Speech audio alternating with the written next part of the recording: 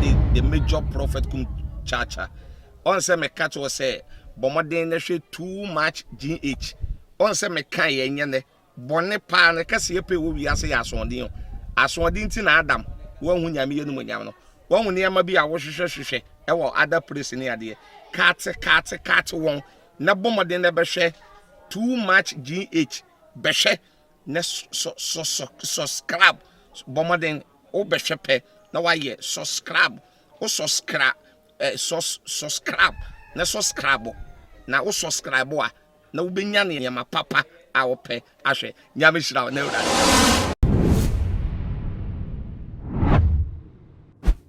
Aqua Bashonko Enko Enfama will be Sabre, watch a prayer and share too much GHSO. Midin dinana ama obuswa na ye share so de na obuswa for trading issues and a prayer aso. Sabede ebesomo na make trading issues to the anamunim se. Aya woman mu ensem dear corner de eba. Woman ni jina bie se ye tumponsi ye jina fa kon se de ye bia no. Eno na mde befa eye ensem yi Eddie atomna se ne ye nim no sabre o my god mu the echo Supreme Court hearing na efa NDC election petitioner womo Eddie akoto womo enim na what we mu no ye court no akwa setena amate se womo ko asetena edikan no lawyer Penny atese waka NDC for no womo a lawyer for no won di obi enim na tese waji din pa ne dwumadie a wodi se lawyer ni no me kire lawyer Chachuchi Kata wokopie mu Supreme Court wono no wode nsem bi atu da wo sori ye man kwase won tibi kasa no ma na maniko no wode nsem bi tu da tese nsem bi sa 12 enko atese we no wo pre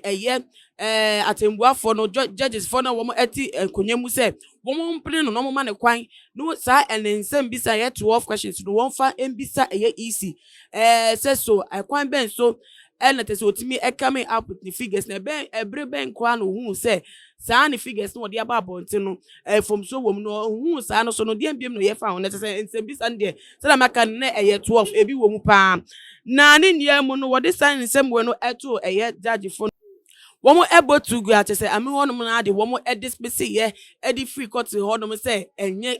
enunti eno mo ba setena nye enka electoral petition na say electoral petition a womo de beto omanim so womo nka bi ma womo nti na eno nti asem no enwuhia na ti do womo ebo edi ato agu na no na nam so ama tese ndisi amanyoko no mpanifo ni bia ba abonte abekasa edi afa adwin a womo ewo efa anamo a Supreme Court judges no take say womo dismiss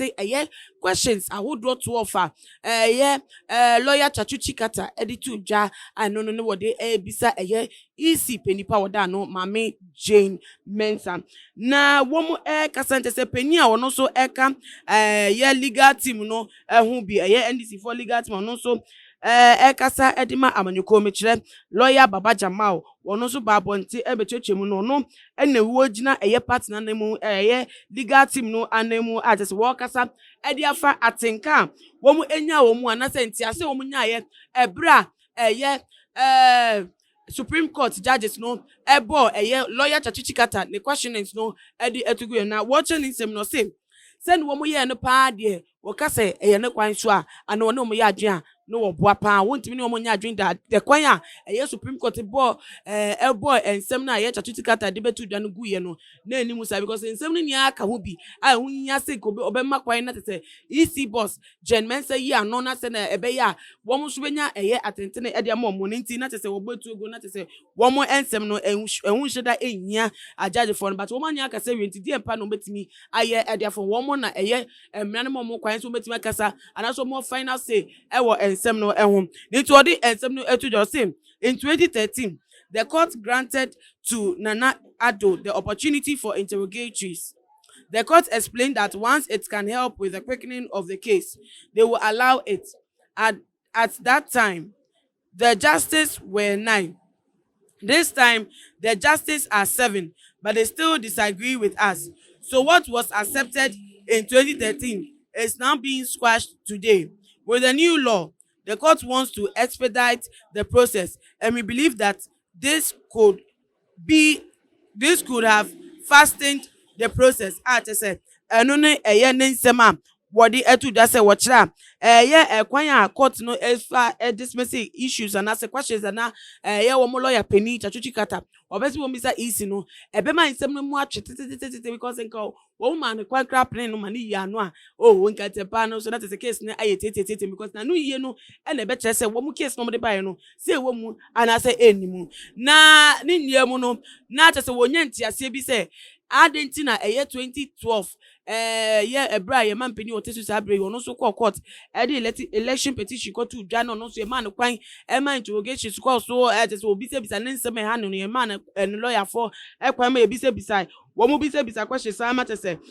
judge ni ɛpene yɛ na te sɛ this time around deɛ judge fo a wɔn ɛte nsɛm no ɛso no wɔn ɛmpɛ sɛ wɔn bɛpene ama te sɛ nsɛm no etimi akɔsa na te sɛ akwa te sɛ deɛ wɔn deɛ yɛ mo kwan mo enka o masem eye na te se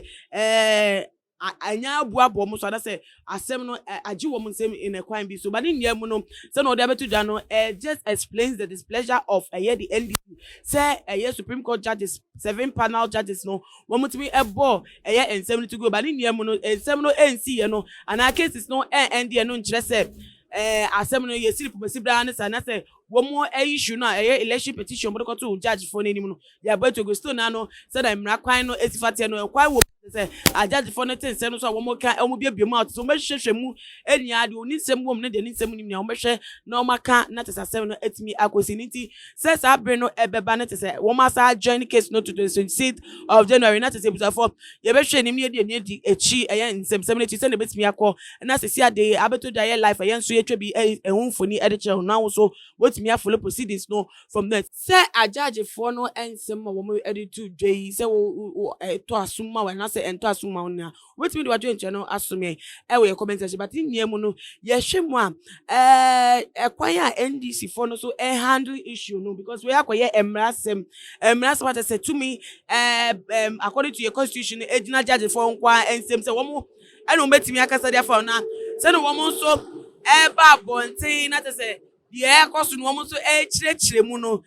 quite said there in some way no wo discredit